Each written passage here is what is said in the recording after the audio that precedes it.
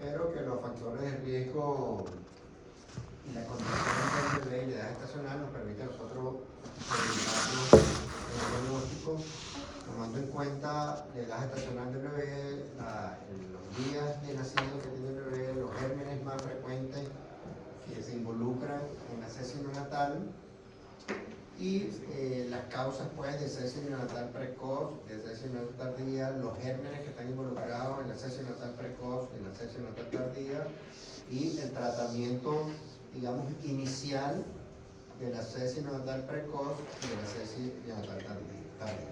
Además vimos las herramientas que nosotros tenemos para diagnóstico de estas enfermedades. Obviamente la clínica juega un papel importante, pero bueno, tenemos la historia clínica donde nosotros reconocemos los factores de riesgo que nos puede orientar en el diagnóstico y también tenemos una serie de exámenes de laboratorio que nos permiten también a nosotros orientarnos en el diagnóstico o ir recogiendo datos que nos permitan a nosotros tener de la manera más pronta y precisa el diagnóstico del bebé. Y tenemos pues los cultivos como el examen microbiológico confirmatorio de sepsis neonatal. Entonces en base a eso hablamos de los diagnósticos de sepsis neonatal temprana, tardía, sepsis sospecha de sepsis neonatal, que es el diagnóstico más común en todas las unidades de neonatología.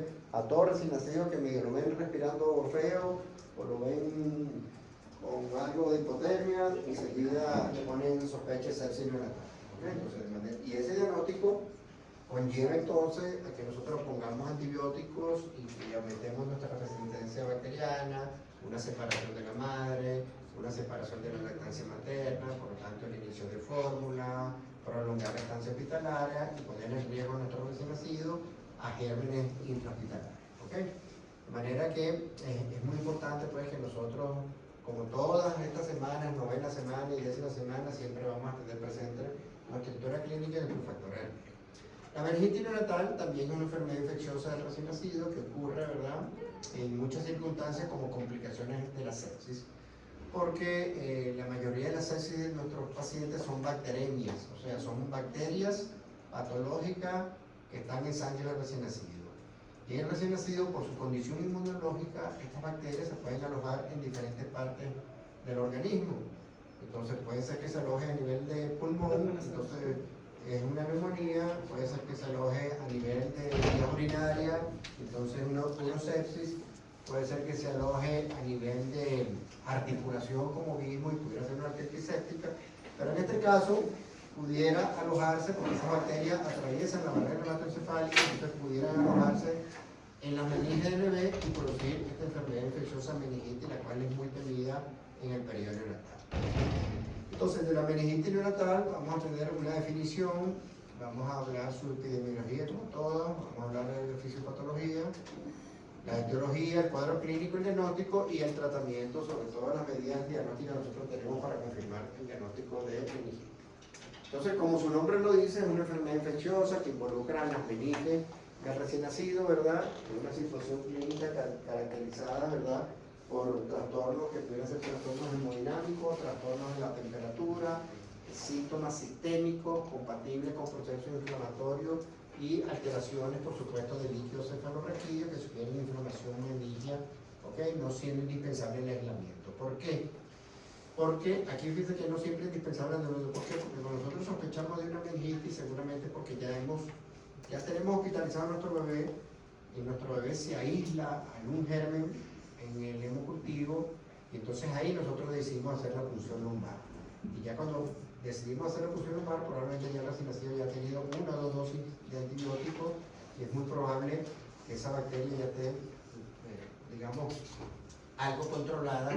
Ya no está en el líquido cefalorraquídeo, pero sí están los cambios inflamatorios que se producen en el líquido cefalorraquídeo, que nos hace pensar a nosotros que el paciente realmente tiene una meningitis porque tiene clínica de sepsis, porque tiene a lo mejor un hemocultivo positivo, ¿verdad? Y en este caso tiene signos inflamatorios en el líquido cefalorraquídeo.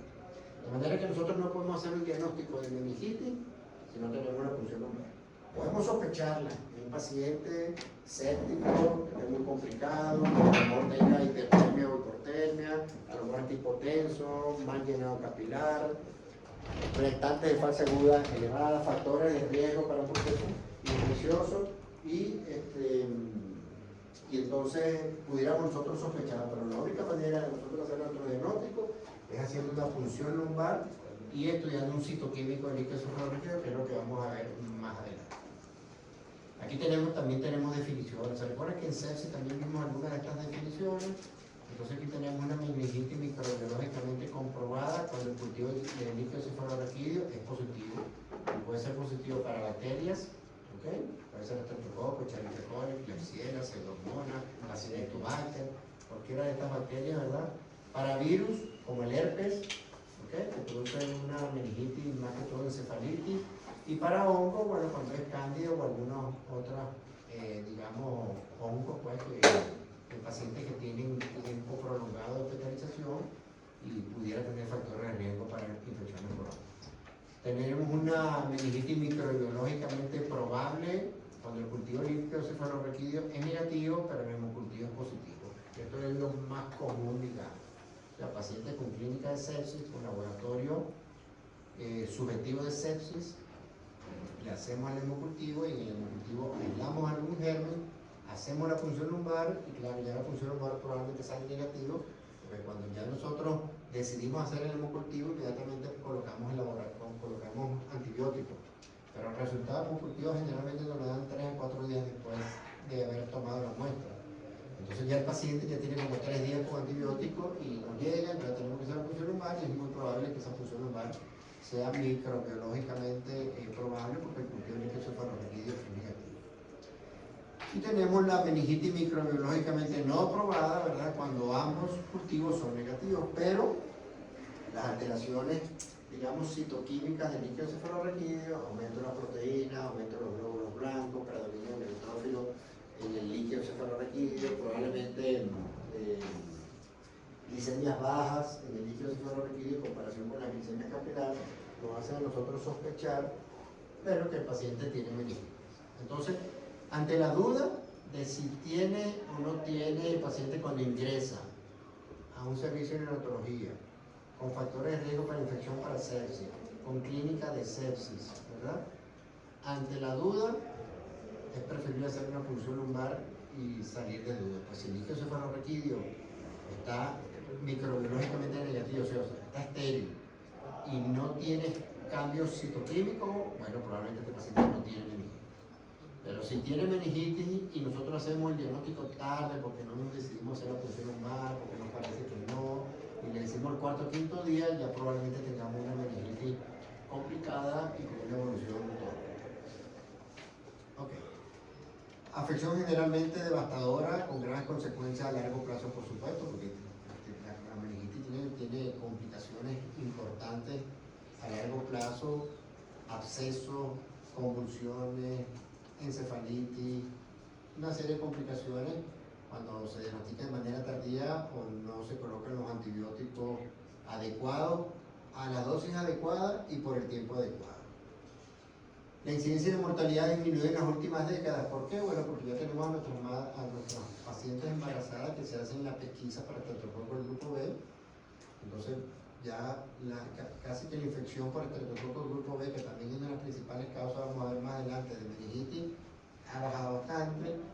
Tenemos muchos criterios nuevos, digamos, y precoces para la atención de estos recién nacidos, de manera que nosotros nos adelantamos, hacemos cultivo, hacemos funciones lumbares y ponemos tratamiento de forma precoz y oportuna. El diagnóstico difícil, pero debido a la variación de patógenos, ¿verdad? De acuerdo a la edad estacional, por supuesto, como todo lo que hemos visto hasta ahorita, es diferente el prematuro que el recién nacido al término, de acuerdo a la edad de presentación, es difícil, es diferente la meningitis, digamos, precoz que la tardía. La presentación clínica, los hallazgos son inconsistentes solamente a expensas del líquido cefalorraquídeo, que es lo que nos permite a nosotros diagnosticar. Antes de hacer la punción lumbar, es difícil tener un diagnóstico de meningitis neonatal. Entonces, ¿qué nos obliga a nosotros cuando sospechamos a hacer la punción lumbar? De manera que si alguna persona que esté manejando un recién nacido con problemas sospecha de infección, bueno, debe hacer la infección a nivel de la meninge, debe hacer la punción lumbar para obtener el diagnóstico. La etiología, como todo, varía de acuerdo a la edad gestacional, a la presentación y a la ubicación geográfica, dependiendo de los países, por supuesto. Países subdesarrollados tienen una presentación clínica y una, digamos, unos gérmenes diferentes a los países desarrollados. ¿Okay? La meningitis, al igual que la sepsis temprana, la meningitis de inicio temprana es antes de las 72 horas de nacido. ¿Okay?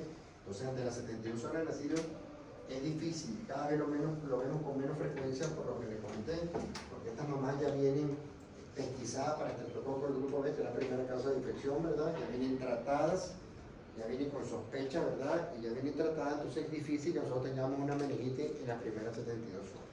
Pero si la llegásemos a tener, ya vamos a ver cuáles son los gérmenes que están involucrados. Y la meningitis de inicio tardío posterior de las 72 horas, al igual que la sepsis, aquella meningitis de transmisión horizontal, realmente tiene que ver con gérmenes intrahospitalarios normalmente, ¿verdad? O gérmenes en la comunidad, que ya eso es otra cosa. Okay. 40% estreptococo del grupo B, 30% Escherichia coli dentro de la meningitis de inicio temprano. Esto es igual a la sepsis, como ustedes ven. La sepsis que vimos el miércoles, la causa más frecuente en sepsis neonatal temprana, el estreptococo del grupo B era con un 45% y el Escherichia coli con un 35%. Aparte tenemos otros gérmenes como la Listeria monocytogenes, que dijimos que es común en los pacientes como líquido meconial, el enterococcus FFP y el estreptococcus pneumoniae como causantes de meningitis de inicio temprano. Etiología. Entonces, al igual que todas las otras, al igual que la sepsis natal, dependiendo de esta etiología, nosotros vamos a colocar el tratamiento específico, que generalmente es igualito que el sepsis, para que lo tengan claro, es un beta-lactámico, un beta-lactámico, en este caso ampicilina, en este caso algún antibiótico que me cubra gérmenes gram negativos como la Escherichia coli, pero que tenga buena penetración en líquido cefalorraquídeo. Entonces, como ustedes saben, no debe ser un aminoglucósido, sino probablemente una cefalosporina de tercera generación, un carbapenem, dependiendo de la evolución del bebé, la condición y por supuesto del resultado bacteriológico. Lo mejor que le puede pasar a ese recién nacido, que nosotros sospechemos meningitis, que realmente le crezca algo. Bueno, lo mejor es que no le creciera nada y no tuviera nada, por supuesto. Pero si tiene clínica y tiene citoquímico para meningitis, lo mejor que le puede suceder es que le crezca una bacteria, que podamos identificar nosotros bacterias, entonces ya nosotros sabemos a qué bacteria vamos a tratar, a qué dosis vamos a tratar, dependiendo de la edad gestacional del bebé, ¿verdad? Y por cuánto tiempo le vamos a dar tratamiento. Esta meningitis de inicio tardío, ¿verdad?, está directamente relacionada con la edad gestacional y el entorno del paciente. Puede ser adquirida en la comunidad. O sea, el paciente que se va para la casa, como le digo yo, sigue siendo recién nacido, se va el segundo o tercer día para la casa y regresa el día 14, el día 15, ¿verdad?, con mal estado general, mal perfundido, hipertermia, trastorno de la alimentación, probablemente dificultad respiratoria por taquipnea, o probablemente desaturando TBB. Bueno, se hacen todos los exámenes, se le hace la función lumbar y lo más probable es que nosotros tengamos que cubrir a estos mismos gérmenes, porque esta es una meningitis probablemente adquirida en la comunidad. Si es una meningitis en entorno hospitalario, porque es de inicio tardío, bueno, tenemos que cubrir el estafilococcus coagulasa negativo, el estafilococcus aureus, la Escherichia coli del hospital, la Klebsiella pneumoniae, la Acinetobacter, la Pseudomonas, que son gérmenes de ubicación intrahospitalaria, ¿verdad? Entonces nosotros, en base al conocimiento de los posibles gérmenes que estén involucrados en este proceso infeccioso tardío, en base a eso, nosotros notificamos nuestros antibióticos. Entonces, como les dije en la clase pasada, si ustedes deciden colocar ampicilina y gentamicina, entonces tienen que decir, bueno, voy a colocar ampicilina para cubrir tal germen, que es la causa más común de meningitis en las primeras 72 horas.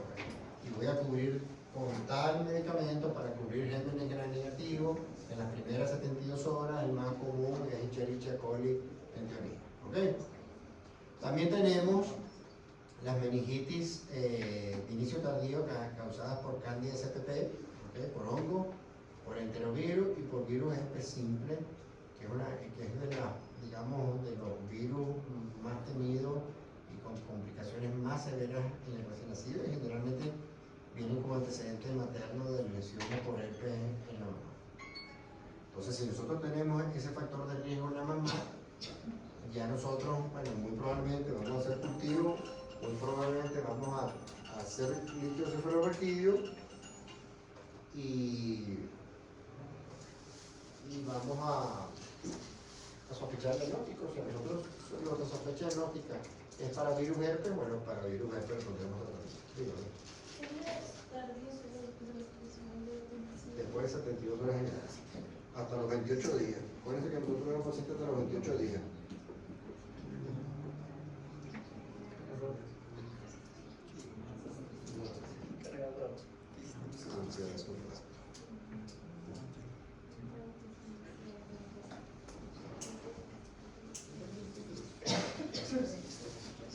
Ok, bien.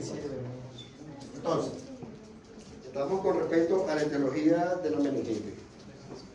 Ok, aquí seguimos hablando de la etiología, al igual que la sepsis neonatal, principalmente de origen materno, ya que el feto y el recién nacido se exponen a patógenos de la flora vaginal materna por ruptura prolongada de membranas, no solamente prematura porque es antes de las 37 semanas y prolongada cuando es mayor de 18 horas, ¿verdad? Entonces, como ya hemos hablado al principio, desde la primera clase, de la primera semana estamos hablando de ruptura prolongada de membrana mayor de 18 horas con un factor de riesgo importantísimo para sepsis recién nacido. ¿Ok?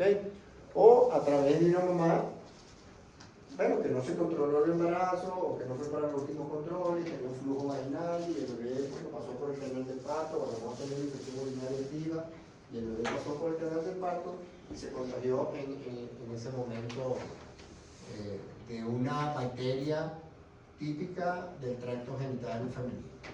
La meningitis de inicio tardío o nosocomial, debido a que, bueno, porque estos pacientes que pasan mucho tiempo hospitalizados, mayor de una semana hospitalizados, ya están colonizados por las bacterias del servicio donde se encuentran hospitalizados, además que son pacientes que son invadidos con muchos dispositivos, catéteres centrales, tubos endotraqueales, sondas vesicales, sondas de limitación en algunas circunstancias porque no succionan. Entonces, y son pacientes que inmunológicamente, vimos en la fisiopatología de la sepsis, que prácticamente es la misma que aquí, están inmunológicamente comprometidos, no tienen defensa adecuada y, bueno, corren ese riesgo por hospitalizaciones prolongadas.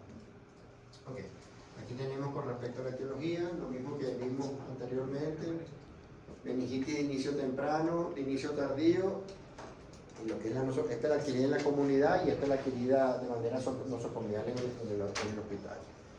Entonces, de inicio temprano, el estreptococo del grupo B, o Escherichia coli, o Listeria monocytona, algunos enterococos, algunas bacterias entéricas gram negativas y el estreptococo pneumoniae como gérmenes que causan meningitis de inicio temprano.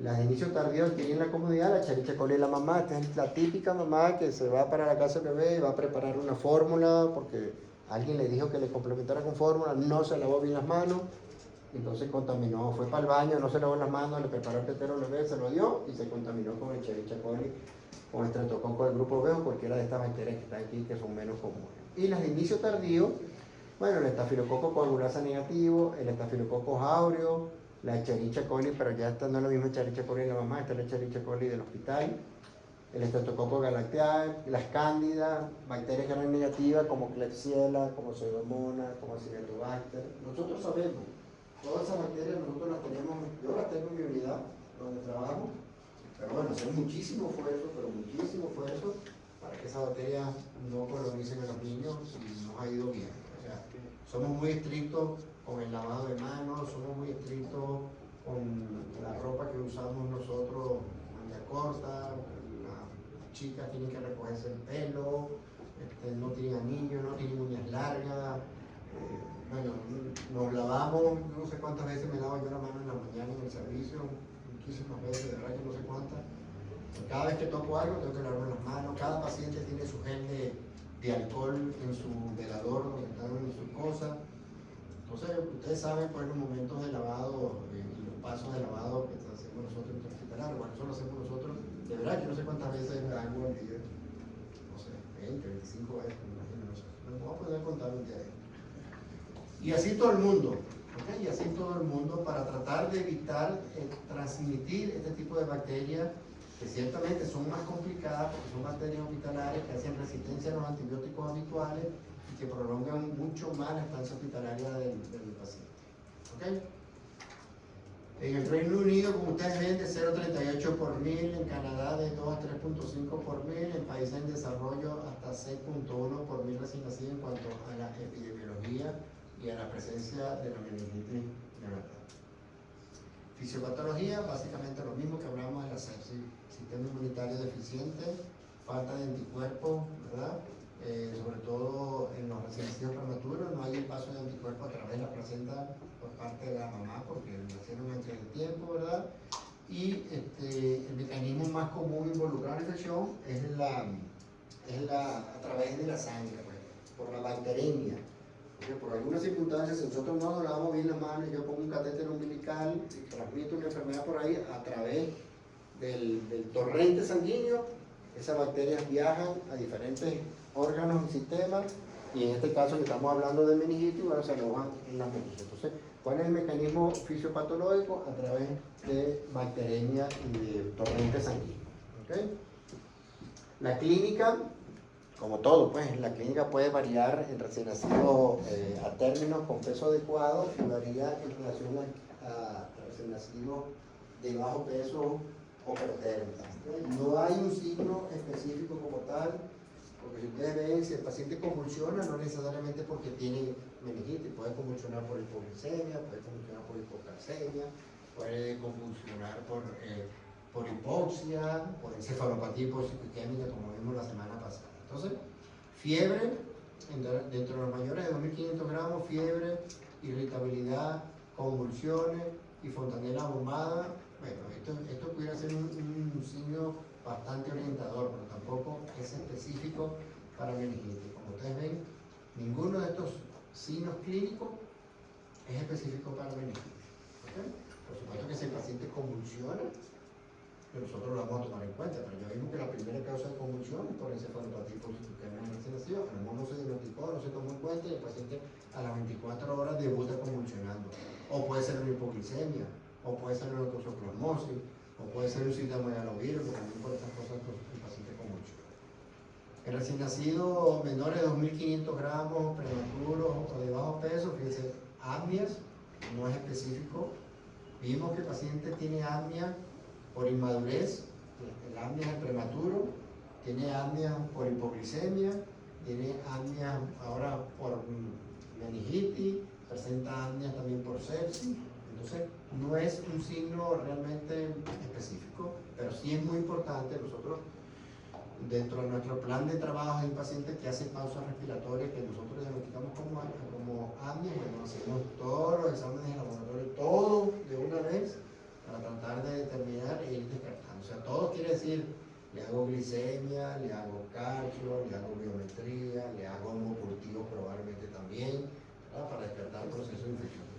Ictericia, como ustedes ven, tampoco es un signo clínico específico, más bien un signo inespecífico de nada, puede ser ictericia fisiológica. ¿Okay? Cuando veamos una clase de ictericia lo vamos a ver. Distensión abdominal, todo recién nacido con sospecha de infección, puede ser por sepsis, por infección urinaria, en este caso por meningitis. Bueno, uno de los síntomas clínicos importantes es trastorno de la alimentación, que no tiene nada que ver. ¿Okay? Simplemente, bueno, ya se infectaron y se manifiesta clínicamente con distensión abdominal, con residuo gástrico que no es contenido en lácteo, ¿okay? Con dibujas asas a nivel de abdomen, o deposiciones probablemente con sangre oculta, con signo inflamatorio, ¿verdad? Y un paciente decaído, hipoactivo, letárgico.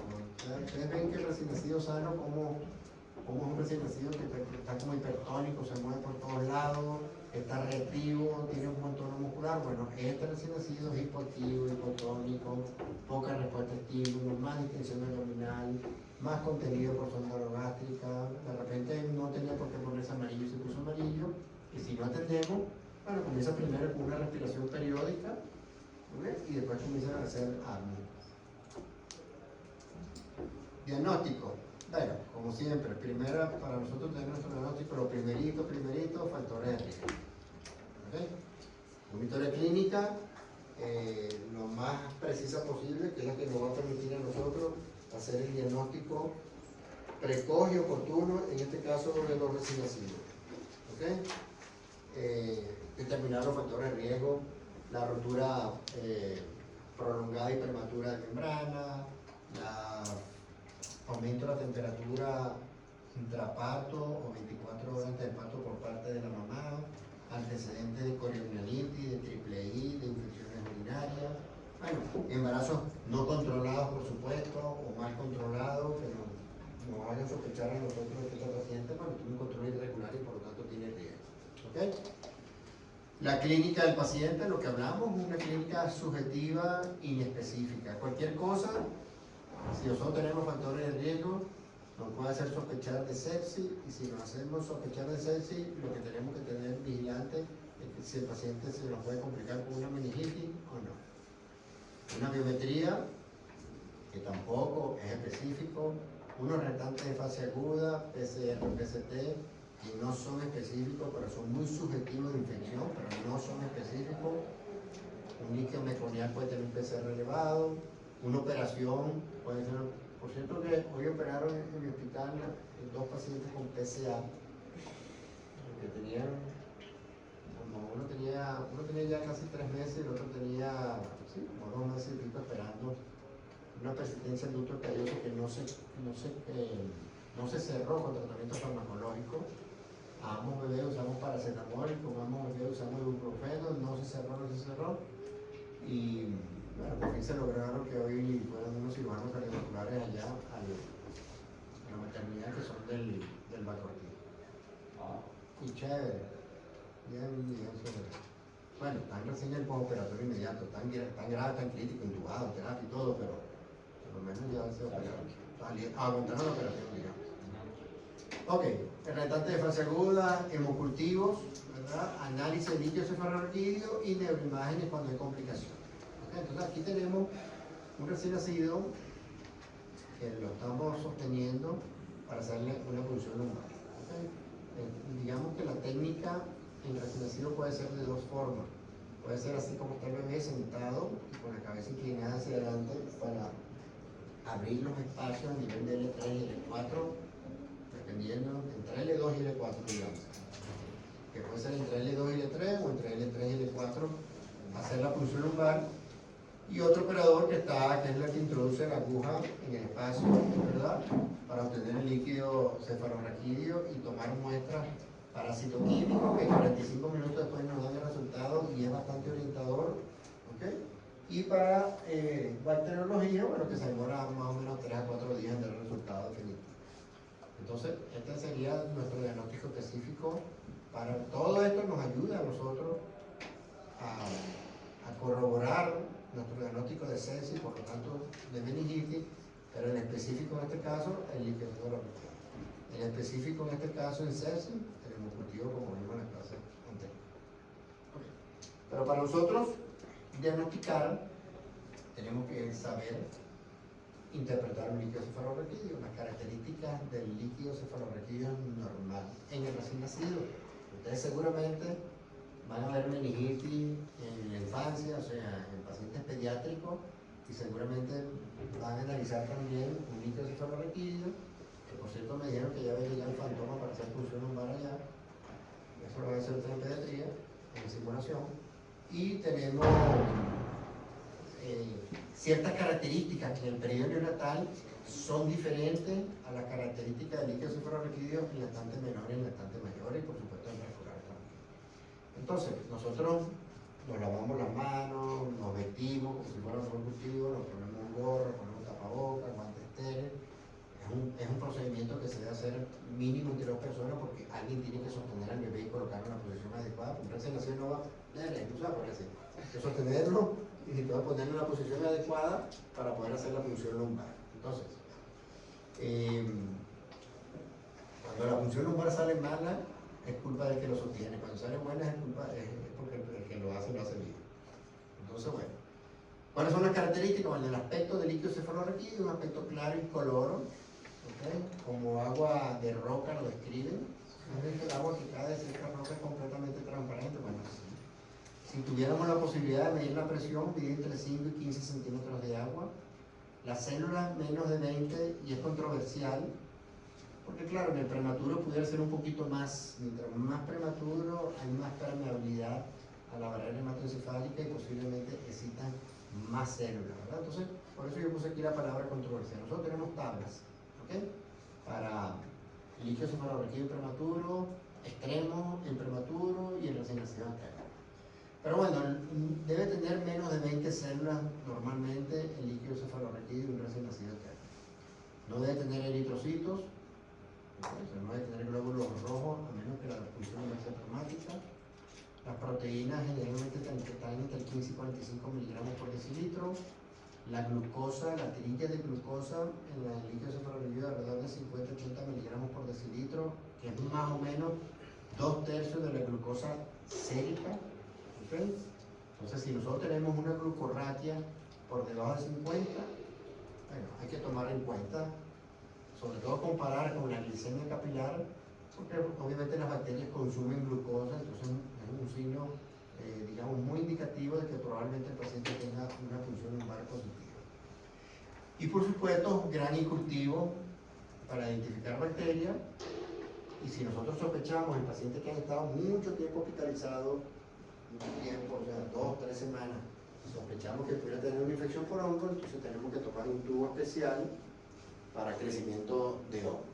¿Okay? Entonces, esto es lo que corresponde a un líquido cefalorraquídeo normal. O sea, una punción lumbar estéril, y afortunadamente el resultado fue negativo, entonces el bebé afortunadamente no tiene citoquímicos que nos haga sospechar en meningitis. Okay. Interpretación del líquido cefalorraquídeo para hacer el diagnóstico. Bueno, cultivo del líquido cefalorraquídeo, el gol estándar para el diagnóstico meningitis. ¿Ok? Tenemos nosotros alteraciones, por ejemplo, en un paciente, creo que más adelante lo vamos a ver, pero en un paciente que esté parcialmente tratada, que ya tiene 2 días con tratamiento y le hacemos la punción lumbar, bueno, es posible que la proteína esté elevada, es posible que las células también estén elevadas por encima de este valor, es posible que la glucosa esté por debajo y a lo mejor el gran incultivo que salga negativo. Entonces digamos, una meningitis microbiológicamente negativa. ¿Okay? El número de leucocitos es un tema controversial, existen diferentes puntos de corte. ¿Okay? Un punto de corte en la práctica estándar es 21 células, entonces recién nacido término superior a 14 células pudiera ser, recién nacido pretérmino superior a 12 células, por eso es que es controversial. En práctica tenemos que llevarlo a las tablas adecuadas con lo que nosotros tratamos. El límite inferior de la glucosa, estamos hablando de líquido cefalorraquídeo, ¿okay? De la glucosa, el líquido cefalorraquídeo es 40 miligramos sin meningitis, ¿verdad? Las proteínas estándar por encima de 170 miligramos, ¿verdad? Límite superior en recién nacido pretérmino a 200, límite superior en recién nacido término 150. Por supuesto que mientras más elevadas están esas proteínas, mayor es el proceso inflamatorio, mayor es la posibilidad de que este paciente tenga una meningitis parcialmente tratada. Entonces fíjense cómo estos valores son, digamos, controversiales, pero bueno, apoyan el diagnóstico si nosotros tomamos en cuenta la clínica, los factores de riesgo, ¿verdad? Y la condición del bebé. Entonces todo esto no es un diagnóstico solamente, ¿no? Tenemos que nosotros evaluar la historia clínica con nuestros factores de riesgo, la clínica por la que el paciente ingresa, ¿ok? Los exámenes complementarios que nos ayudan a nosotros a orientarnos en el diagnóstico, y si nosotros sospechamos, bueno, la punción lumbar, ¿ok? En meningitis bacteriana, entonces fíjense cómo puede estar un líquido cefalorraquídeo en meningitis bacteriana, y esto es importante. ¿Se recuerda que ya el aspecto era claro como agua de roca? Bueno, aquí el líquido cefalorraquídeo, el aspecto es turbio. La presión dijimos que era entre 5 y 15, aquí la presión probablemente esté por encima de 15, está elevada. Las células, hablamos hasta 20 o 21 en el recién nacido término, bueno, elevadas con predominio de neutrófilos. Los eritrocitos están ausentes, las proteínas están elevadas por encima, ¿verdad?, de 45, 100, 170, 150, dependiendo de la edad gestacional del bebé. La glucosa está baja, porque hay consumo de glucosa por parte de las bacterias de nuestro bebé, y el gran incultivo está positivo. Entonces, esto es lo típico de un paciente con meningitis bacteriana. Entonces, si ustedes, un caso clínico, se les coloca un paciente y el diagnóstico probable sea meningitis bacteriana, entonces ustedes tienen que describir qué es lo que va a decir. Si el caso clínico no le da resultado a la punción lumbar, bueno, ustedes van a hacer una punción lumbar probablemente porque necesitan corroborar el diagnóstico, pero tienen que saber lo que ustedes van a esperar encontrar en un líquido cefalorraquídeo en un paciente con meningitis bacteriana. ¿Okay? Porque ya conocen el líquido cefalorraquídeo normal y ahora cuáles son las características del citoquímico, porque es un citoquímico en el líquido cefalorraquídeo de un paciente con sospecha con meningitis bacteriana. Tenemos interpretación para meningitis viral, o sea, meningitis por herpes, por ejemplo. ¿Okay? Entonces, el líquido es ligeramente turbio, es menos turbio que o sea, a la vista, ¿no? O sea, nosotros hacemos la punción lumbar y después que terminamos el procedimiento, vemos el tubo de ensayo y ahí más o menos nosotros nos orientamos. ¿Okay? El normalito es como agua de arroz, o sea, un agua clarita, transparente. En el paciente con meningitis es mucho más turbio, mucho más espeso. ¿Okay? Y en el líquido, en el viral, bueno, es ligeramente elevado. La presión es ligeramente elevada, las células están a predominio del linfocito. Esto a diferencia de la meningitis bacteriana, donde las células a predominio de polimorfonucleares, los eritrocitos siguen estando ausentes. Cuando nosotros tenemos eritrocitos presentes, bueno, el paciente que a lo mejor tiene una hemorragia, ¿okay? Acuérdense que ese líquido cefalorraquídeo que viene desde el ventrículo, entonces muy probablemente vamos a encontrar eso, o cuando la punción lumbar es traumática y pincho yo una vena en el trayecto del que voy pinzando y llegar al espacio de la columna vertebral, ¿verdad? Al espacio subdural donde tiene que llegar la aguja. Bueno, en ese trayecto a lo mejor yo pincho una vena y bueno, el líquido cefalorraquídeo se puede ser traumático y tiene eritrocitos.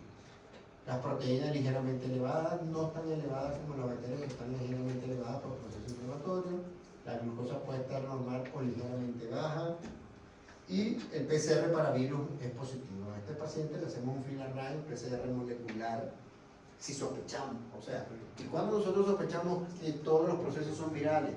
Bueno, cuando hemos hecho todo para determinar si es bacteria y de paso le pusimos el mejor antibiótico posible al bebé y sigue con la evolución tórpida del bebé. Entonces no aislamos bacterias, le colocamos antibióticos que deberían haber cubierto a la mayoría de las bacterias que a cierta edad produce enfermedades infecciosas, en este caso sepsis o meningitis, y el paciente no evoluciona. Entonces en ese paciente debe tener algo más.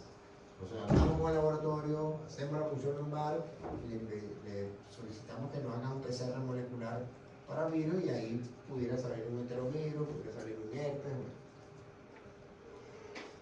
Ok, en esta tabla es el diagnóstico igual, aquí tenemos... Pero primero le trato como bacteria, tendría una sospecha de bacteria. O sea, antes, porque él dice, digamos que le doy un antibiótico y no me reacciona. Y después me va a hacer como un PCR para virus. A menos que tú dentro de los factores de riesgo tengas una mamá que tenga lesiones para herpes, a menos que en la historia clínica tenga factores de riesgo con una mamá para cándidas genitales, o sea, para hongos genitales, entonces tú ahí puedes solicitarlo desde el principio. Pero si nosotros sabemos que la causa más frecuente de meningitis bacteriana, pues ya lo vimos que la causa más frecuente si es precoz estreptococo del grupo de Escherichia coli, ¿qué le vamos a poner? Lo vas a poner lo de más abajo, que aquí abajo decía para cándida y decía para virus, que vas a poner lo más frecuente para iniciar tratamiento, al igual que la sepsis. Igualito. Las primeras 72 horas ya sabemos cuál es el germen, entonces ¿qué le vamos a poner? El antibiótico, porque ya sabemos. No es que yo lo digo, es la evidencia, la literatura mundial dice que la primera causa es estreptococo del grupo B y gran negativo Escherichia coli en las primeras 72 horas, tanto para sepsis como para meningitis. Entonces, ¿qué le vamos a poner? Antibiótico para esos ejemplos. ¿Okay? ¿Qué cantidad de muestra para el líquido cefalorraquídeo? ¿Es un estándar? Bueno, no, tomamos 20 goticas para citoquímico y 20 goticas para, que es un ml para cultivo. ¿Prematuro o sea? Prematuro, sí. ¿Okay? No es tan fácil hacer una punción lumbar y sobre todo un recién nacido prematuro, no es tan fácil, es súper delicado. Apenas introduce como 0,3 ml en el prematuro, pues. ¿Y si se contamina la muestra con sangre, hay que volver? O sea, Hay que volver. Bueno, hablamos al laboratorio, como sabemos lo difícil que es. Claro, como sabemos lo difícil que es, yo llamo al laboratorio, coño, el bebé pesa 800 gramos, creo que se me fueron ahí algo de sangre, por favor, centrifuga bien eso y cultívame bien a ver si podemos. ¿Okay? Igual que las muestras de sangre, pues. En tardía y ¿En qué? ¿Lo mismo de qué?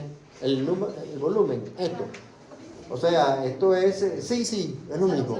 O sea, los resultados de laboratorio, las características del citoquímico, sí, es igual. O sea, la diferencia está en que el paciente que no tiene meningitis, que tiene unas características líquidos cefalorraquídeos normales, y el que tiene meningitis precoz tardío, si es bacteriana, va a tener el efecto aumentado, polimorfo-nucleado, proteína elevada, glucosa baja. ¿Okay? Es lo mismo entre precoz y tardío. Eso sí es igual. Bueno, igual aquí tenemos este cuadrito también. Aquí tenemos este cuadrito con la misma característica que ya hemos hablado. Bacteriana, ¿okay? Proteína por encima de 100, glucosa por debajo. Entre 50 y 30.000 polimorfonucleares, proteína por encima de 100 y glucosa por debajo de 40. Cuando es viral, menos de 500 células, generalmente todos son linfocitos, las proteínas menos de 100 pero más de 45 y la glucosa pudiera estar normal. Y así tenemos para hongos, predominio de linfocitos, las proteínas elevadas y la glucosa siempre consumida también. Herpes, predominio de linfocitos y hematíes. Esta es la meningitis por herpes, es gravísima. Proteínas súper elevadas y glucosa por debajo. Y estos ya son en abscesos y en pacientes con válvulas de derivación ventrículo-peritoneal. ¿Okay? Entonces, más o menos los hallazgos son los mismos. Aquí tenemos otra tablita para prematuros, ¿okay? En la primera semana de la primera semana a los 28 días y el recién nacido mayor de un mes. Entonces fíjate cómo cambia, ¿no? Recién nacido prematuro de 0,23 células, predominio polimorfonucleares, proteínas que están todas por encima de 45 y glucosa que puede estar entre 30 y 100 dependiendo de la glicemia capilar del bebé. Lo aumentan más. Ajá. Sí, porque es que en prematuro es diferente. ¿Okay? Entonces, es preferible tomar en cuenta la sospecha y poner tratamiento que esperar que todo esté. Ok. Que también da meningitis por parásito. Sí, claro. Ya vamos a ver con las próximas infecciones que veamos. Toxoplasmosis, citomegalovirus, todo eso. Ok, tratamiento. Como todo proceso infeccioso en el recién nacido, ¿verdad? Manejo de cuidados intensivos neonatales, o sea, se hospitaliza a una unidad de cuidados intensivos neonatales porque no sabemos hacia dónde va a evolucionar. Puede ser un choque séptico, puede ser hipoperfusión, puede ser bradicardia, puede ser taquicardia, puede ser trastornos vasomotores, llenado capilar lento, acidosis láctica, uso de inotrópicos, además de los usos de antimicrobianos, puede convulsionar, tenemos que usar anticonvulsivantes.